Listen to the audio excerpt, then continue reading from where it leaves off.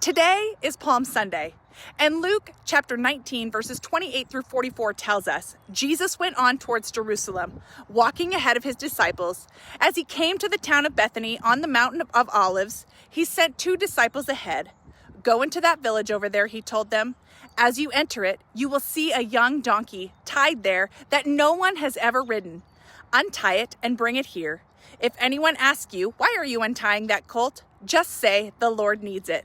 So they went and found the colt, just as Jesus had said. So they brought the colt to Jesus and threw their garments over it for him to ride on. As he rode along, the crowd spread out their garments on the road ahead of him. When he reached the place where the road started down the Mount of Olives, all of his followers began to shout and sing as they walked along, praising God for all the wonderful miracles they had seen. "Blessings on the King who comes in the name of the Lord, peace in heaven and glory and in the highest heaven." But some of the Pharisees among the crowd said, "Teacher, rebuke your followers for saying things like that."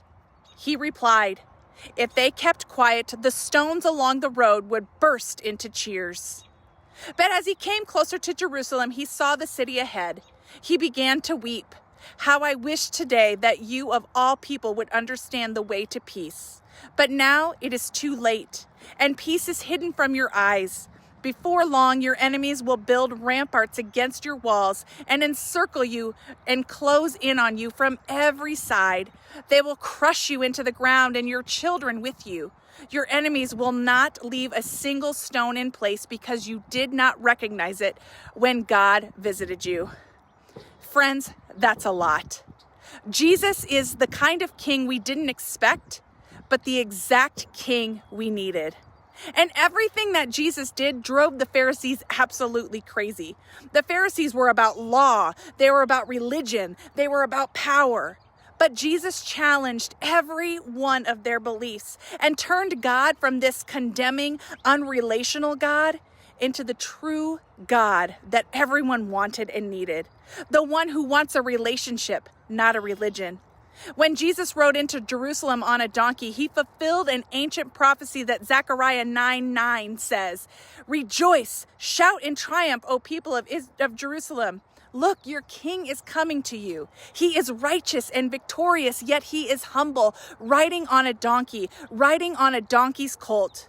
Jesus didn't come into Bethany on a white horse like royalty. He came in on the lowest donkey that God had created. People were excited, waving palm branches and shouting, "Hosanna," which means save us. They thought Jesus was coming to overthrow Rome and bring political freedom. But Jesus didn't come to take power in the way people expected. He came to bring peace, healing, and forgiveness.